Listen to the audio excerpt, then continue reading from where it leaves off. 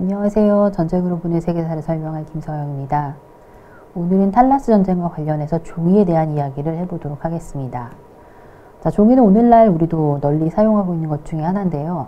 그렇다면 과거에는 문자를 어떤 방식으로 기록했을까요? 우리에게 잘 알려진 것 중에 하나는 파피루스나 점토 또는 거북이 등껍질, 귀갑 등의 문자를 기록하거나 새긴 것으로 잘 알려져 있습니다. 자, 문제는 이렇게 파피루스나 점토 또는 귀갑 등에는 문자를 새기거나 또는 이렇게 새겨진 문자를 보존하는 것이 상당히 어려웠다는 것입니다. 보시는 것처럼 가장 왼편에 있는 게 바로 이제 파피루스에 새긴 문자고요. 그 옆에 있는 것이 수메르 지역, 비옥한 초승달 지역을 중심으로 한 아라비아 반도에서 주로 사용했던 점토에 기록한 문자입니다. 그리고 이제 아래에 보이는 게 바로 이제 중국에서 주로 사용했던 귀갑 문자, 갑골 문자라고 불리는 거북이 등껍질이나 단단한 껍질에 새겨진 문자라고 보실 수 있습니다. 자, 중국에서는 이렇게 거북이 등껍질뿐만 아니라 죽간, 대나무를 이용하거나 또는 백서, 얇은 비단을 이용해서도 문자를 기록하기도 했습니다. 자, 죽간 같은 경우에는 굉장히 무겁기 때문에 실제로는 문자를 기록하거나 이걸 보존하는 데 상당히 어려움이 있었고요. 백서 같은 경우에는 가볍기는 한데 가격이 굉장히 비싸서 사실은 문자를 기록하는 데 적합하지 못한 그런 단점들을 가지고 있기도 했습니다. 그래서 우리에게 잘 알려진 것처럼 후한말에 중국의 관리였던 체륜이 식물성 섬유로 만든 종이를 발명했습니다. 자, 식물성 섬유로 만든 종이는 죽간이나 또는 비단이라든가 다른 이전에 이제 종이를 대신했던 그런 여러 가지 재료들에 비해서 굉장히 가볍고 또 가격이 저렴해서 실제로는 우리가 문자를 기록하거나 보존하는 데 상당히 유리하다라는 장점을 가지고 있었습니다.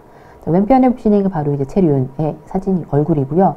오른편이 그 당시 후한말에 기록되었던 종이에 남아있는 이제 그런 파편들이라고 볼 수 있습니다. 자, 중국에서 종이를 만드는 과정입니다. 식물성 이제 섬유로 만들었기 때문에 흔히들 잘 아시는 것처럼 식물성 셀룰로즈를 이제 이렇게 큰 통에 넣고 끓입니다. 오랫동안 끓여서 셀룰로즈가 전부 다 분해되고 파괴될 때까지 끓이죠.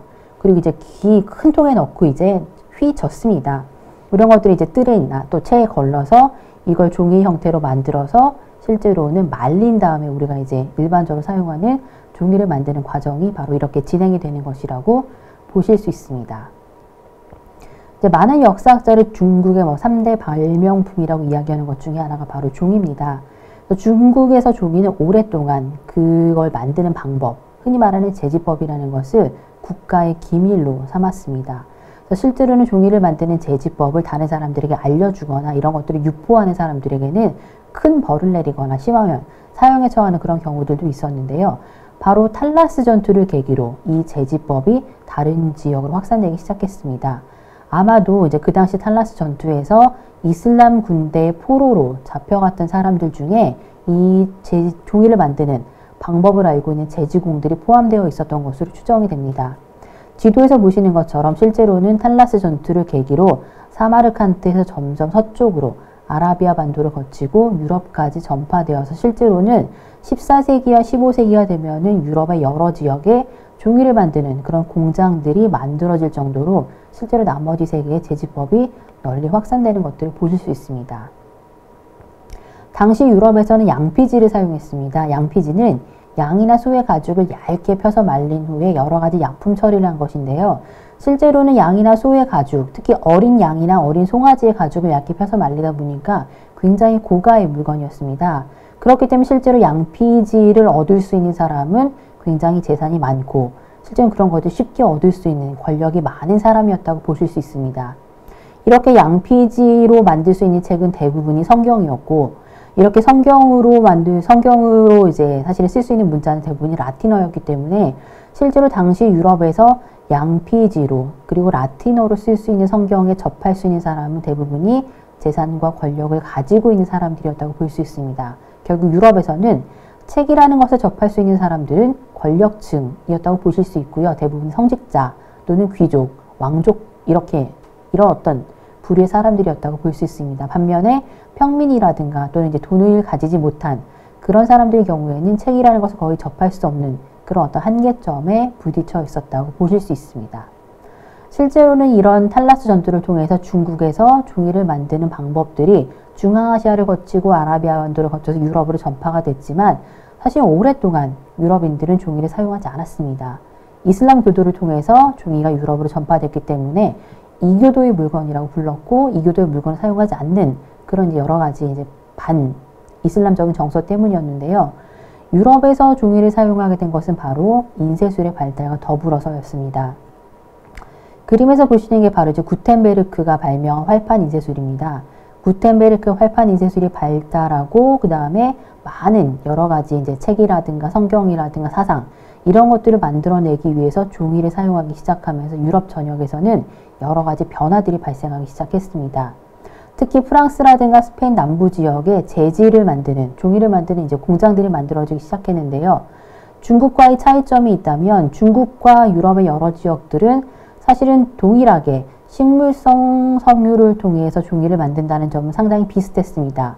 중국이 주로 당나무라든가 이런 어떤 나무의 원료를 가지고 종이를 만들었던 반면에 프랑스 같은 경우에는 흔히 우리가 넝마라고 부르는 오래 입어서 실제로 낡아서 더 이상 입지 못하게 되는 그런 어떤 헌옷들을 수거해서 실제로는 그런 옷들을 잘 불리고 끓이고 그런 것들을 말려가지고 종이를 만들었다는 그런 어떤 차이점을 가지고 있다고 볼 수 있습니다.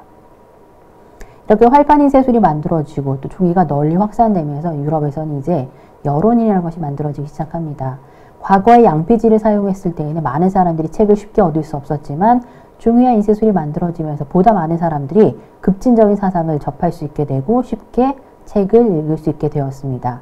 성경이라든가 기타 여러 가지 책들이 라틴어뿐만 아니라 독일어나 영어나 불어처럼 자국어로 쓰이기 시작하면서 사람들이 이런 사상을 받아들이는 속도가 훨씬 더 빨라지고 훨씬 더 급속하게 여러 지역으로 확산되기 시작했습니다. 자, 이런 것들의 결과로 결국 시민혁명의 토대가 되는 여러 가지 사상들이 실제로는 사람들 사이에서 확산되기 시작했는데요. 당시 유럽에 확산됐던 급진적인 사상 중에 하나는 바로 장자크 루소의 사회계약설이었습니다. 국가라고 하는 것은 실제로 많은 사람들의 계약에 의해서 이루어진 것이고 보다 중요한 것은 만약에 국가를 지배하는 통치자가 이런 계약 관계에 있는 국민들의 계약 조건에 위배되는 경우에는 국민들은 쿠데타를 통해서 실제로는 그 국가를 전복할 수 있다라는 그런 어떤 여러 가지 사회적인 권리를 명시하고 있습니다. 자, 이런 것들이 나중에는 프랑스 혁명이 발발하는 가장 중요한 사회적인 토대를 마련하고 이런 것들이 결국은 더 나아가서 유럽 전역에서 일어나는 여러 가지 시민혁명의 가장 중요한 토대를 제공했다라고 볼 수 있습니다. 자, 오늘은 종이가 유럽에 어떻게 전파됐고 그런 것들이 더 나아가서 시민혁명에 어떤 영향을 미쳤는지에 대해서 알아보았습니다. 감사합니다.